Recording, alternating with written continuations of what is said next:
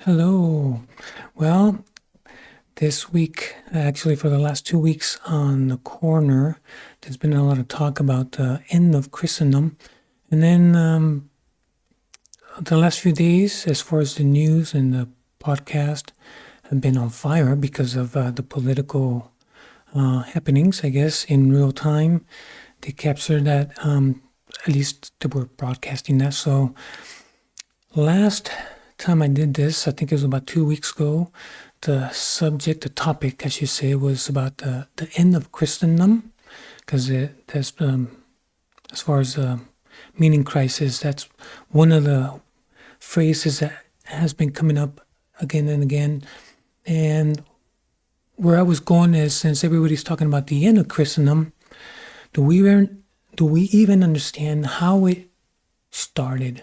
Not Christianity itself, but the institution. So in order for an institution to be big enough to affect a culture, what's a lack? For the lack of a better word, I'm just going to say the machine, because most of us are receptive to what that word means, as far as seeing it a lot with the little. So the machine has to be big enough to influence culture for someone that knows nothing about Christianity, nothing about the teachings from the apostles, right? From the teachings as they got sent out to the world. So they don't know nothing about Christianity. They know nothing about the scripture, yet they claim to be Christian, right? We're a Christian nation, and I'm a Christian. So that already, something has happened, right? Christianity becomes part of the machine, and I should take that word back, because Christianity, by definition, is the belief that Jesus is the Christ. So if someone claims to be a Christian and they don't even know him, they don't even know the teachings of him, and they don't follow him, if they're not born again, as Christ suggests, right? Unless you're born again, you will not, right? So that's, see the conversation with Nicodemus in the New Testament, if you want to know what he meant by unless you're born again. So that's what I mean, that the institution, the machine got so big that people that are not real Christians think they're Christians. So anyways, well, last time I was mentioning something about the early church fathers and how the first churches, and I'm going to define that term, how it looked during the first 50 years, the first 100 years, the first 200 years, by and large. And what you find is that right from the get-go, there's persecution. Right from the get-go. They want to stop Christ, right? They want to shut him up. They want to kill him, because by the time they realize how popular he's getting, or the religious leaders, which are the ones that Jesus is criticizing, and they're the ones that are trying to stop Jesus, the religious leaders fear the people, so they want to stop him, but they got to think about it. They got to plan something, because they can't just do it willy-nilly, because they're afraid of the mob, right? In the corner, we all know about mob mentality, how that can go sideways really quick. So even when Jesus was talking to the religious leaders, and when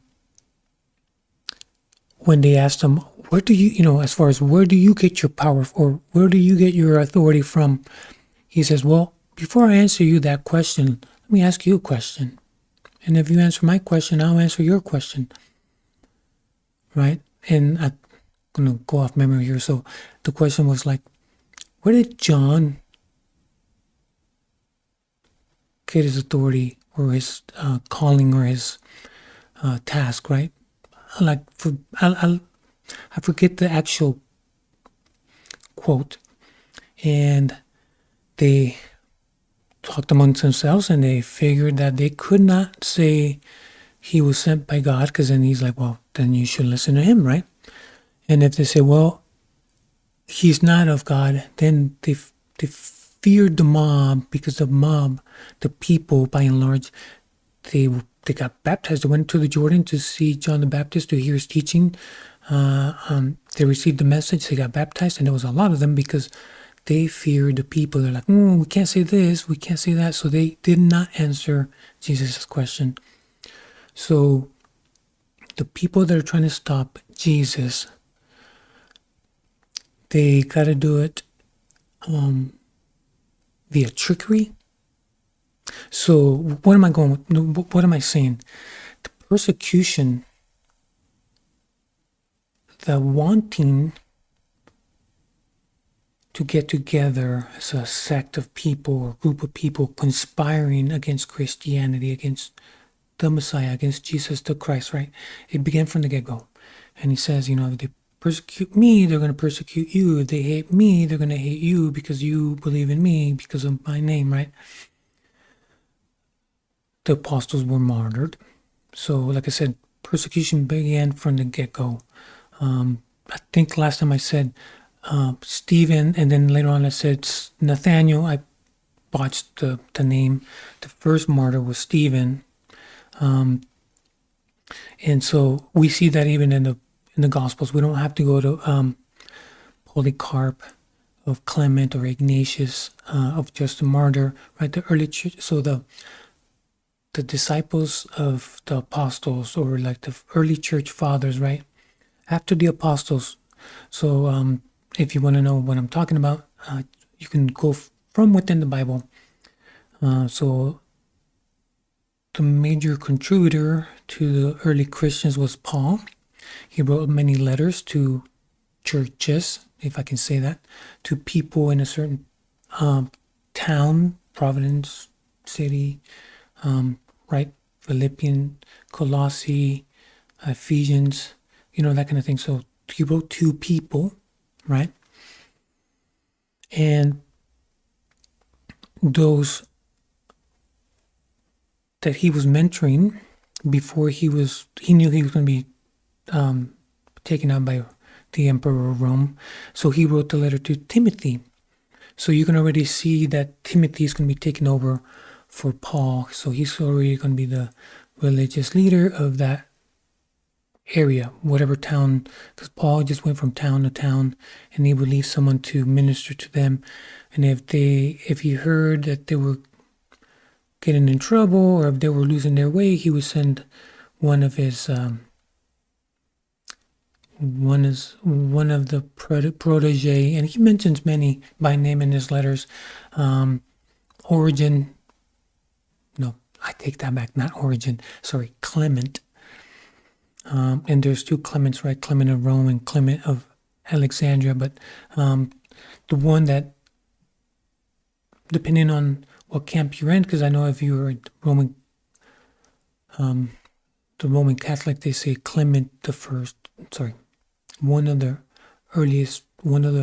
first bishops. I think he was like number 4, number 5. Sorry, not just bishops, but the bishop, like first among equals. I'm talking about the Pope, I guess. They didn't have that verbiage till later. But anyways, I think let me go back into where I'm going. So, Christendom, where did it begin? So, the apostles, they were being persecuted, right?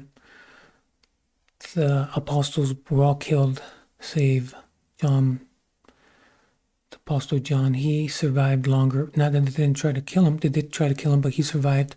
So he ended up surviving to like the year 97, 98 AD or something like that. Or maybe he lived to be 98. But either way, it was in the 90s AD. Same with Timothy. Timothy was martyred also around the same time, like around 98, 97 AD. So they did not have big churches and influential because they actually had to keep it on the down low because they were being persecuted. If you want a reference, the Great Fire of Rome, I think happened in the 60s, I believe.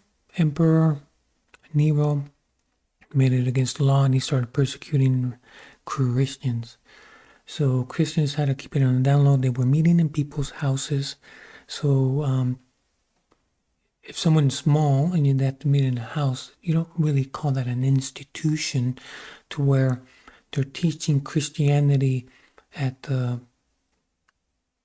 new word is university. That word was invented later, I guess. But so in influential institutions, the ones that would give you your politicians, your governors, your senators, your if you wanted to be in the Senate or right, you had to get an education, right? So when did Christianity have so much pull, so much weight, so much influence that the professors are Christians themselves, and that the doctrine that they're pushing is not the philosophers of ancient Rome or ancient Greece, that they're actually Christian curriculum, right? That's when you know you're influencing the culture by and large. So when did it get that big, right? If you recall the Gospels, you know that Jesus was, when he was arrested, and they took him to, was it the governor, Pontius Pilate? He's being interrogated by Pontius Pilate. You see that one represents the kingdom of man, right? King, emperor, whatever, same idea, right? The might of man, right? What man has built. Give to Caesar what is Caesar, right? And then Jesus represents the kingdom of God, the kingdom of heaven, right? When Jesus says, give to Caesar what is Caesar, your taxes, whatever he requires, right? If he says, don't urinate in public, if that's the law, then, obey, right?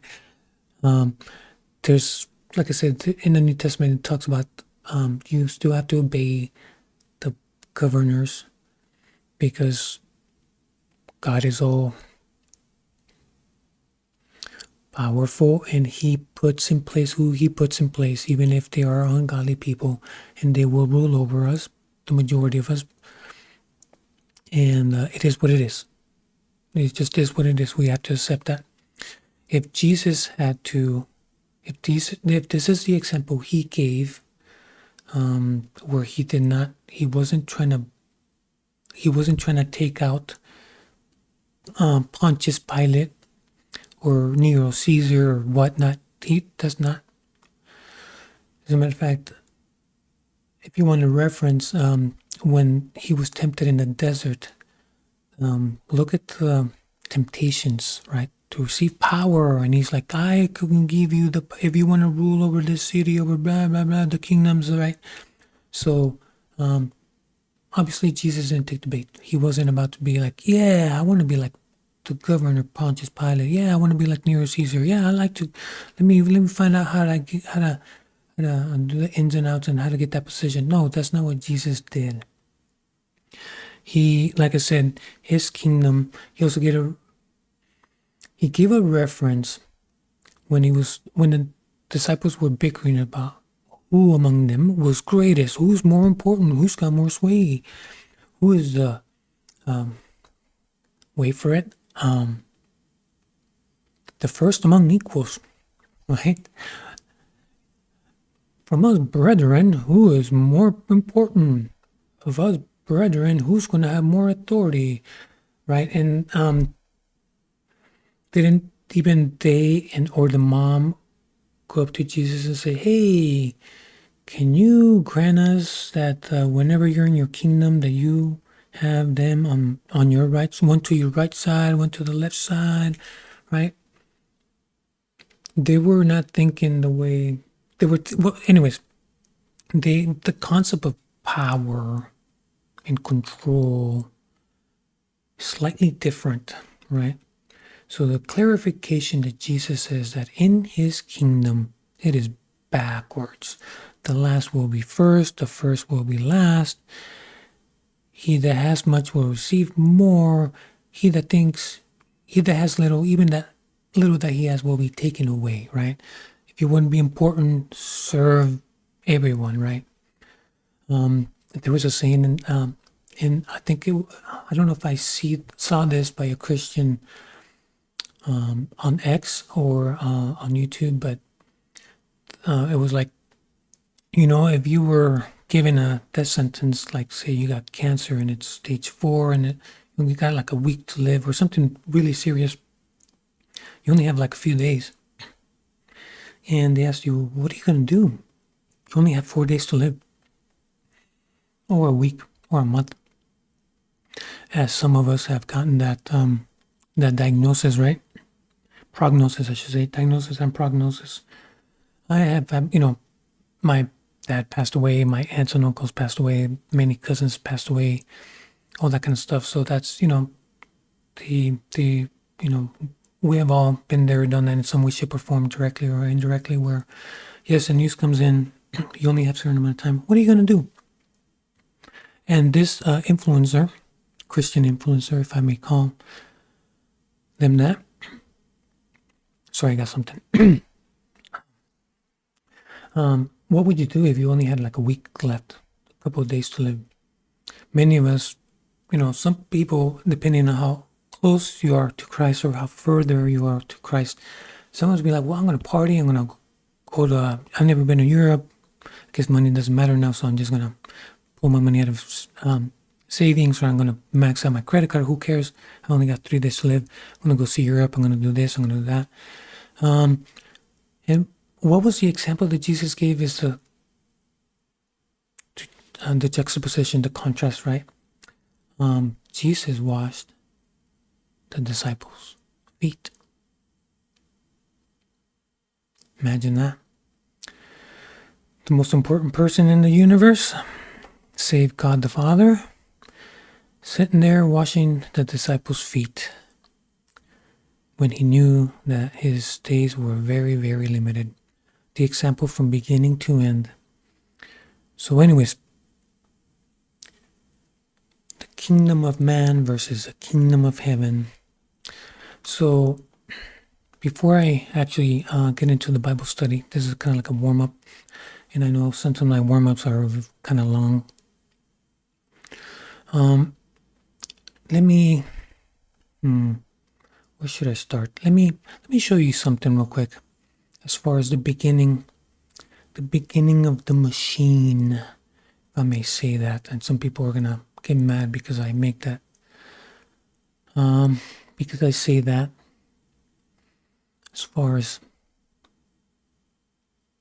when Christianity gets so big, so influential, that some people that consider themselves Christians, are they real Christians?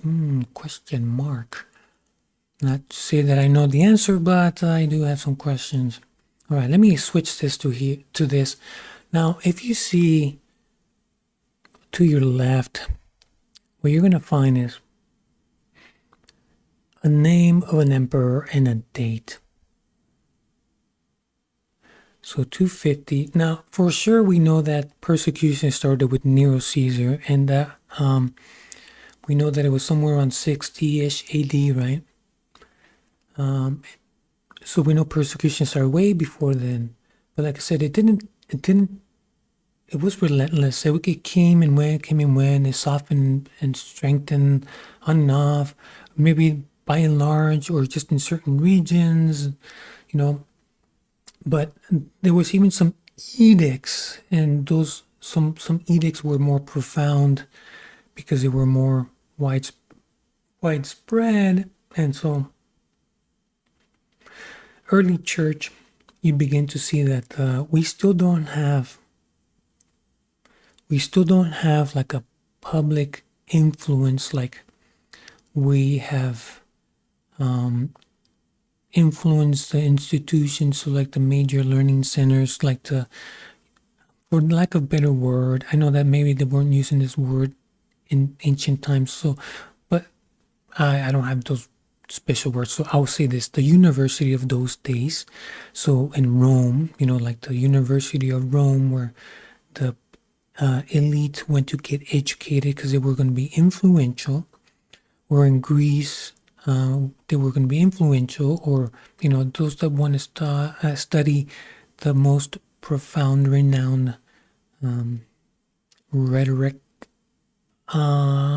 professors, for lack of a better word, or philosophers, that kind of thing, right? Or political intrigue, how to do that task, how to manage, how to govern, right? They had governors back then.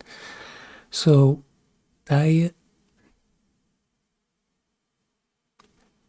that supposed to be Diocletian? I might have missed, sorry, I just noticing that I might have made a typo, but anyways, so in 250, this emperor is already persecuting, and then we see, so there is, so in the middle, you see Saint Cyprian, who is the bishop of Carthage, and he became a bishop, and he had to deal with the issue that it's one of the first issues. So they have to decide, kind of like in a, at least in a, so since he was a bishop there, at least in a local city area, Carthage is somewhat bigger, more populated, so it's going to be like a region, right? And they have to decide what to do with those people that survived the persecution via deception or via compromise. And there's also another figure that I also want to point out. Let me find him. I don't know if I put his name. There it is. So in the third column, so I guess there's a color. So in the middle, I guess the background color is white. And no, did I write his name? Sorry, it's in the middle column. Saint Anthony. So look at the time frame. So what does the early church look like? So at this time we do have bishops. So there's now the church. So they were meeting, early on they were meeting in people's houses, and if it got bigger, so so you had a deacon, and you had like the leader, and then pretty soon when it got a little too big, then you had someone overseeing more than one household, more than one area, more than one region. You would call that now the bishop, and eventually they're going to call them metropolitan, whereas multiple cities, multiple areas, big locations, big areas, and they decide in their region if there's someone has to make a decision. They're like, well, okay, then go see the metropolitan. And later on, that's where, again, in the future it becomes where it's the first among equals, and then later on it's like, no. Now all the decisions will be made with one person, right? And then it evolves later. It's like this one person is going to be like God, where he's perfect, and whatever he says and decides is going to be perfect, like almost like, basically, because we know that there's no man that's perfect. No, there's none righteous, no, not one. But as far as how it changed and it morphed, but it wasn't so in the beginning. So, so for instance, Timothy took over for Paul, and Timothy went to Ephesus, and that's where he stayed until his martyrdom, 90-something AD. So he wasn't like the metropolitan of regions, and right. And so Clement was in an area in Rome. He didn't oversee major. No, it was just where he was, his locality. And just like the apostles, when they were trying to decide who will be the 12th, because remember, Judas was not. So they had to decide, and remember, they had to decide, and they all were going back and forth. There was not one that was more important than the other. Says, I'm the authority. You guys give me decisions, and I make the decision. That wasn't like that. As a matter of fact, they did what? They drew straws. Imagine that. Yeah. Remember, Peter had to be rebuked by Jesus. Get behind me, Satan. But he did repent. Yes. He did feed his sheep as. But anyways, and then remember, Jesus also had to rebuke. The Spirit of God had to rebuke him. Don't call dirty what I have made clean, right? He had to be reminded. And then later on, Paul has to remind him as well, like, oh, Peter, what are you doing? Right? Did you forget? But anyways, back to where I was at. Middle column in the white section, St. Anthony. Notice how it's the same time frame, the 250-ish, 260, 270, 280, 290, 300. Because remember, this is pre-Nicaea. So we see in the middle, First Council of Nicaea. Now this is after 313, because something happens in 313 where a new edict by Constantine and another emperor, there were co-emperors. And if that sounds a little weird, that's because if you rewind the clock before Constantine, his dad was part of four rulership by one of the emperors who was like, this is too big. So he broke it down into 4 sections, 2 to the east, 2 of the west, like a emperor and co-emperor, right? And one of those was Constantine's dad. But anyways, so middle column, St. Anthony. So I said, so in the left column, the persecution from the 250 is Emperor Diocletian. I think I misspelled it, 250. And some survived that by, like I said, some trickery. So they had falsified a certificate, said, see, look, I did it. They didn't really do it. And so they survived, right? They weren't martyred. Other ones said, you know what? Yeah, you're right. Jesus was not the Messiah. Jesus is not Lord. The emperor's wrong.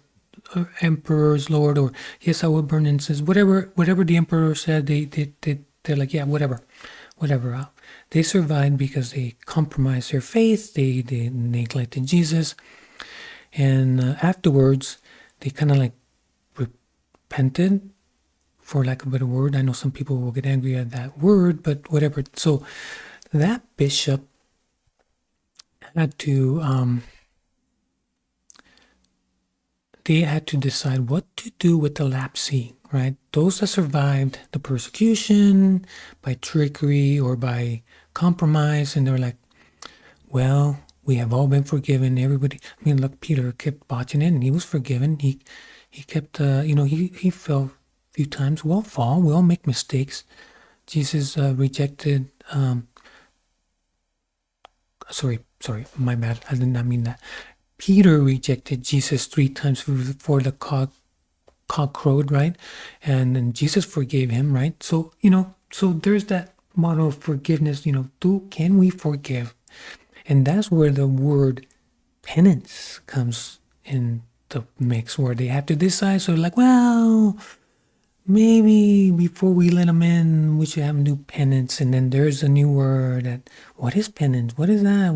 Because, it becomes something different later on. Add a few hundred years and penance becomes something else, and it becomes something else, a few more centuries, and after a few thousand years, oh, okay, maybe not a few thousand years, but after almost 1,000 years, it becomes something different.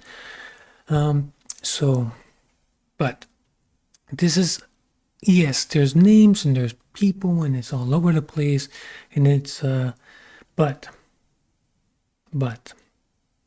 where does Christianity become so influential that it starts influencing society by and large? Well, the first few hundred years, it was against the law, and people, if they had to survive martyrdom, they had to hide and hope they weren't found, or they would have to find some kind of trickery to say, I did it, but I didn't do it.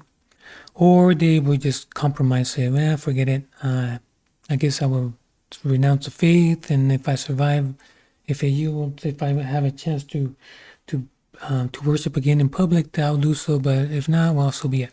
All right. So we have that, but they're not really influencing the culture. Now we do have a figure. Before I change this little, the way I have it here. So in the middle, Saint Anthony. He is similar but different than Jerome, Saint Jerome, or Saint Gregory of Nacianzus, where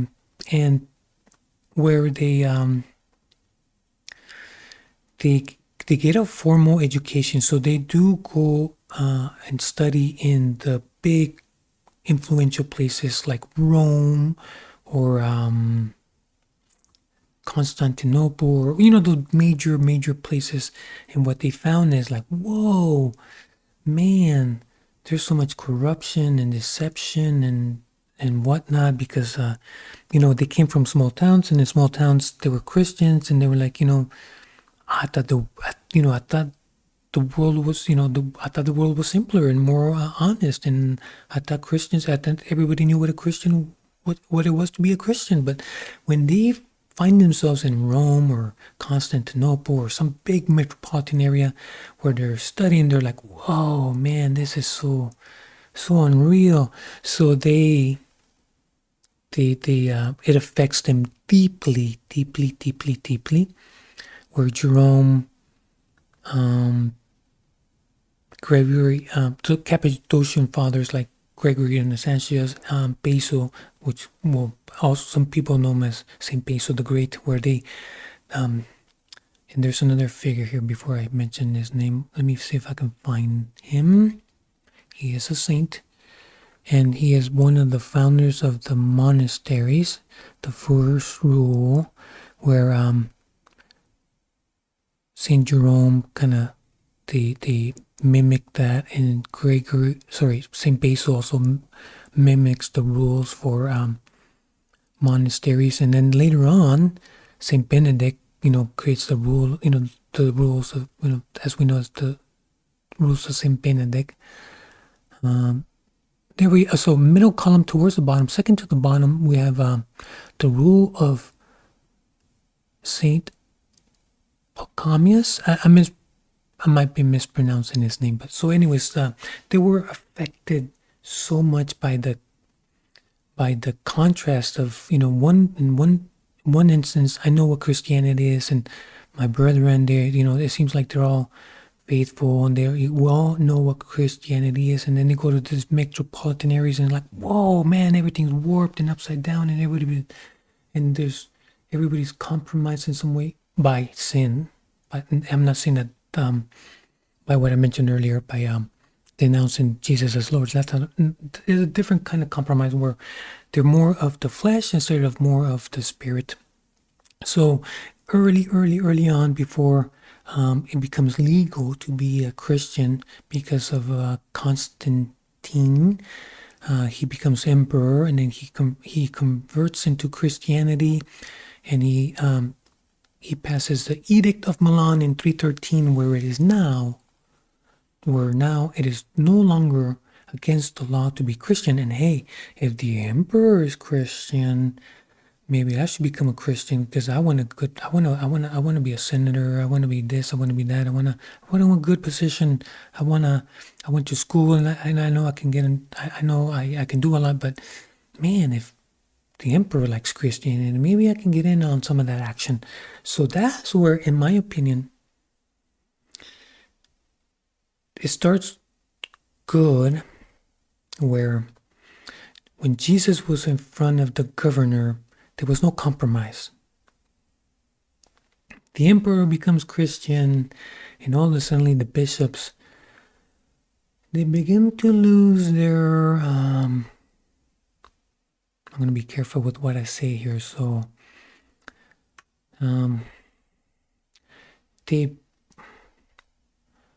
what is the word that I want to use?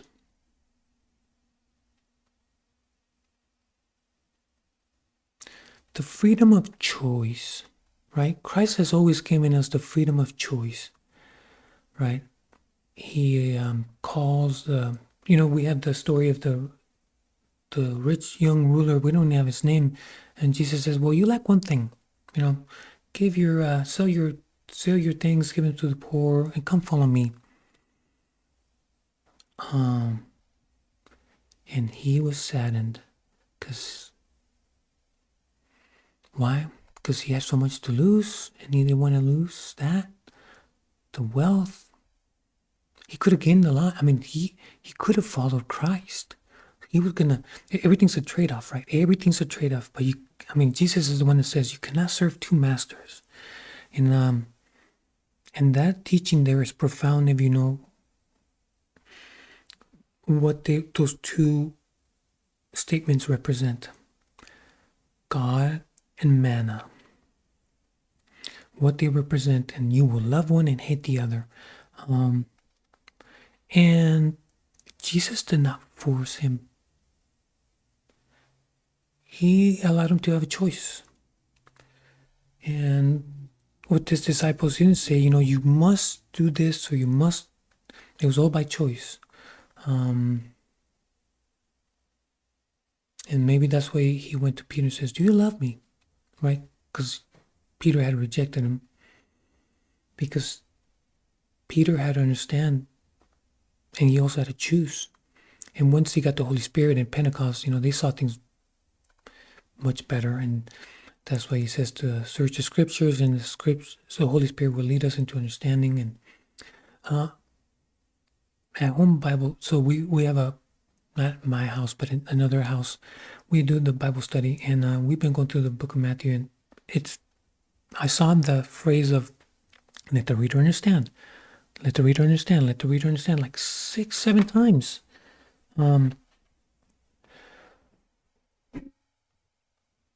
in the New Testament it says that we should know the scriptures. And St. Jerome, to be ignorant of the scriptures, to be ignorant of Christ. Oh, there you are.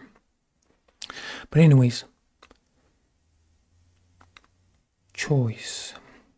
The lapsy, right? They compromised in the year 200 before the 300 AD. They still had to decide, what should we do? Should we do this? And they were talking it out. And they decided, right? Or maybe the bishop decided, right?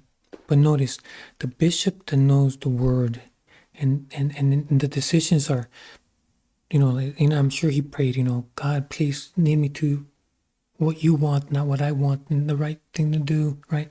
But later is not what the bishop, as they pray and as they talk amongst them, right, brethren and other bishops, as they get together and they're like trying to decide. Now it is the emperor saying, no. You will decide because I say so, right? It's either this or this. And decide. Where before it was like they would have, to edify, to rebuke, to teach, to whatever. And so you would have debates. So Origen, who's a big influence on all those, here, let me trade, wrong word. And maybe not this, maybe this one. Nope, this is not it either.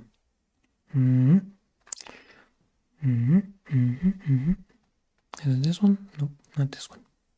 Well, I don't have it.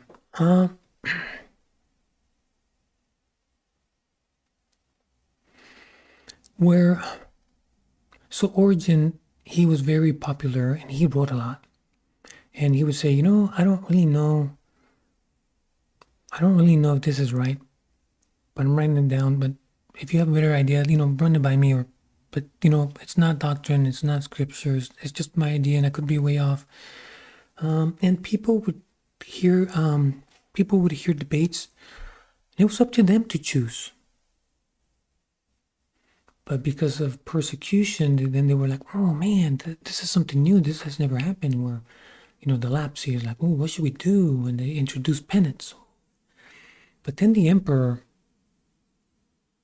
gets converted to Christianity, and he's like, well, no. Then we have it 325. So let me go back to here. So 325, First Council of Nicaea. Now they have to decide, right? Because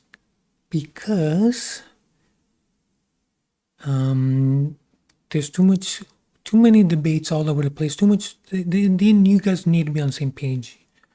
No more debates. Just decide, and that will be that, and everybody else that would be like, your funding will stop, or something. I don't know, something bad, or you will no longer be able to have a church, and you're gonna have to keep it on the down low like before, the way the Christians used to do it on the low. I don't know, something.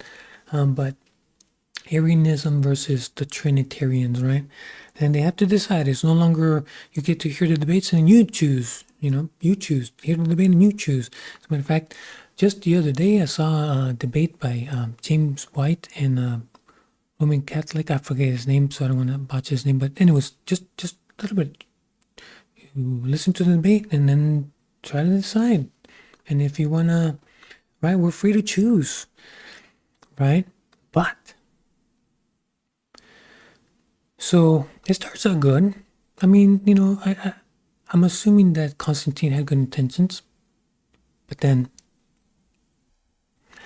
it goes sideways, because when he passes away, he leaves his kingdom to his 3 sons, and one of his sons is in the position of Arius.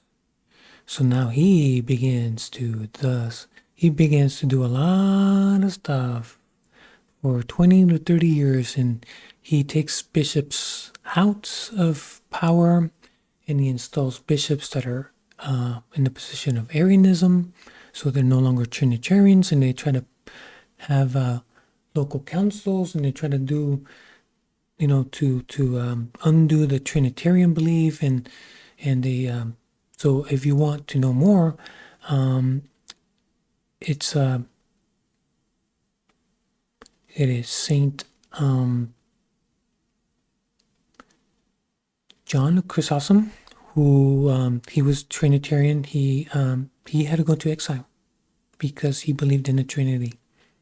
In the Christian kingdom, the Trinitarian had to be exiled because the emperor was anti-Trinitarian, and he installed bishops that were anti-Trinitarian, and they started passing councils that were anti-Trinitarians and bishops that were anti-Trinitarians, and on and on. So you see where it started good, and then within one generation it's already, well,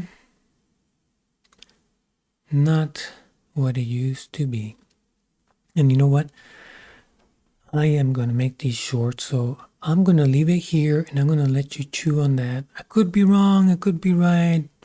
Like Origen said, if you have a better idea, run it by me. This is not doctrine.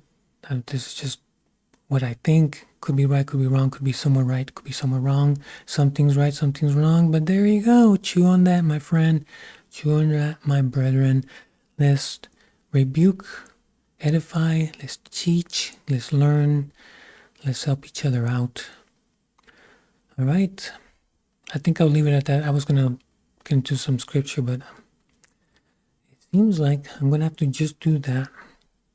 My name's Alex Luna. The handle is the Sol Sol. Until next time.